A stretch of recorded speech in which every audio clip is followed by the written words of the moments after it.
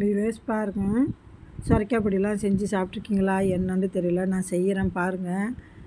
இது வந்து சோம்பு போடுறோம், தேங்காயில் சோம்பு போட்டு அடிக்கிறோம். ஸ்டார்டிங்லேருந்தே எடுக்கல சொரைக்காய் பொடி வைக்கும் போது. பரவாயில்ல, தோல்லாம் சீவியெல்லாம் ரெடி பண்ணி வச்சுக்கிட்டு எடுத்தாச்சு வீடியோ. தேங்காயில் சோம்பு போட்டு அரைச்சி வச்சுக்கணும். சொரைக்காவை தோல் சீவி இதுமாரி கட் பண்ணி வச்சுக்கணும். சட்டியில் தண்ணியை வச்சு இந்த சொரைக்காவை போட்டு தக்காளி, வெங்காயம், பச்சை மிளகா போடணும். வேறு ஒன்றும் போட வேணாம். போட்டு மசாலா ஜாமான் போடணும்.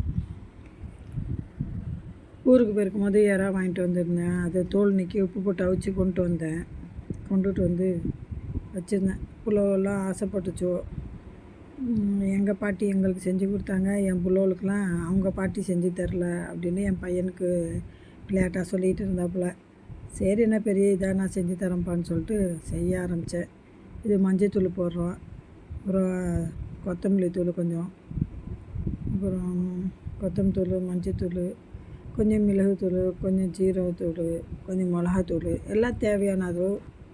குழம்புக்கு போடுற மாதிரி அளவுக்கு அதிகமாக போடக்கூடாது. சும்மா எல்லாத்துலேயும் கொஞ்சம் கொஞ்சம். காய் எந்த அளவு இருக்கோ, நம்ம எந்த அளவுக்கு வைக்கிறோமோ அதுக்கு தகுந்த மாதிரி. காய் அதிகமாக இருந்தால் அதுக்கு தகுந்த மாதிரி போட்டுக்கலாம். இதெல்லாம் வந்து குத்து மதிப்பாக தான் போடுறோம்.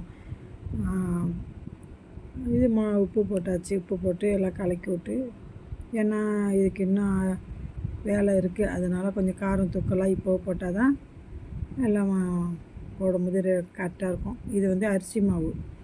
வெறும் அரிசி மாவில் வந்து உப்பு போட்டு தண்ணி ஊற்றி குழச்சி கட்டியாக வச்சுக்கணும். சோம்பு வந்து தேங்காயில் போட்டு அடித்து அதை தனியாக வச்சுக்கணும். அவ்வளோதான். இந்த மாவு கட்டியாக பிசைஞ்சு வச்சுக்கிட்டு, அடுத்தது இந்த இறா இருக்குல்ல, உப்பு போட்டு அவிச்சு வச்சுருக்கிற இறா, அதை தூக்கி அந்த இதெல்லாம் போடணும். அதெல்லாம் ஒரு டேஸ்ட்டு கொடுக்கும், நல்லாயிருக்கும். இதில் இன்னொன்று போடணும், என்னென்னாக்கா பட்டைக்கிராம்பு மசாலா இருந்தாக்கா கொஞ்சோண்டு போட்டுக்கலாம், வாசமாக இருக்க. போட்டுக்கிட்டு இந்தமாரி சைஸில் உருட்டி கொலக்கட்டைன்னு சொல்கிறது இது சொரைக்காய் பொடிங்கிறது. ஆனால் இந்த கொலக்கட்டை மாதிரி இது அரிசி மாவில் செஞ்சு உருட்டி வச்சுக்கணும். இது நல்லா காய் வெந்தோடனே இதை உருட்டினதை ஒன்று ஒன்றா எடுத்து போடணும். மொத்தமாக தூக்கி வலித்து போட்டோம்னா ஒட்டிக்கும் ஒன்றோட ஒன்று. இதுமாரி சூட்டில் போட்டால் அது வெந்துடும். ஒத்தையாக தான் எடுத்து போடுறது. போட்டால் அந்த கொதிக்க போட்டு இது ஒரு 2 ஆவி வெந்துடணும். வெந்த பிறகு தான் மறுபடியும் போடணும். இப்போ இது போட்டோடனே திரும்பவும் வந்து இந்த அரிசி பொடிக்கிற மரத்தில் வச்சுருக்கோம்ல, அதை இப்போ போடக்கூடாது. இது ஒரு 2 கொதி வேகணும். வெந்த பிறகு போட்டால் தான் ஒன்றோட ஒன்று ஒட்டாது. இல்லைனாக்கா எல்லாம் ஒட்டிட்டு கிடக்கும். இது இப்போ தனித்தனியாக இருக்கும். இது இப்போ மறுபடியும் இதை போடணும். அது 2 ஆவி வெந்த பிறகு மறுபடியும் இதை போடணும். இதெல்லாம் எடுத்து போட்டோன்னே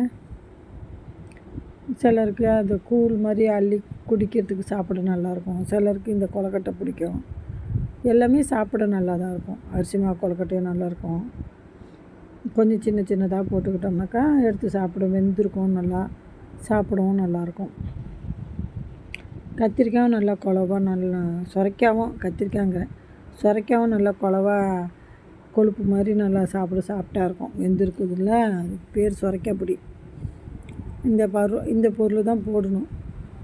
கொஞ்சம் அரிசி மாவு கொஞ்சம் எடுத்து தண்ணியில் குழச்சி இந்த தேங்காயோட இதையும் கரைச்சி வச்சுக்கணும். தேங்காய் சோம்பு வச்சு அரைச்சது தேங்காய் தானே, அந்த வாசம் மணத்துக்காக அது. இந்த அரிசி மாவை இந்த தேங்காய் அரைச்ச தண்ணியை ஊற்றி மாவை கலக்கி இந்த தேங்காயும் அரிசிமையும் ஒன்றா கரைச்சி விட்டு வச்சுக்கணும் தண்ணி மாதிரி.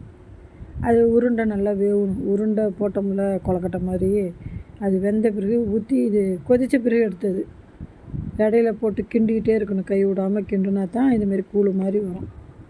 உப்பு உப்பு மட்டும் பார்த்துக்க வேண்டியது தான். உப்பு தேவைக்கு கொஞ்சோண்டு போட்டுக்க வேண்டியது தான். அடுத்து தட்டில் ஊற்றினா இந்தமாரி இருக்கும், கூழ் மாதிரி. சாப்பிட நல்லா அவ்வளோ டேஸ்ட்டாக இருக்கும். ரொம்ப வருஷம் வச்சு ஆசைப்பட்டு செஞ்சேன். அம்மா செஞ்சு அதே டேஸ்ட்லேயே அமைஞ்சிருந்துச்சு. அதான் பெரிய சந்தோஷம் எல்லாருக்குமே. மாற்றமே இல்லை, அம்மா செஞ்ச மாதிரியே இருந்துச்சு. ரொம்ப வருஷம் செஞ்சு சாப்பிட்டோம், நல்லா இருந்துச்சு. நீங்களாம் ஆசைப்பட்டால் இதுமாரி செஞ்சு பாருங்கள்.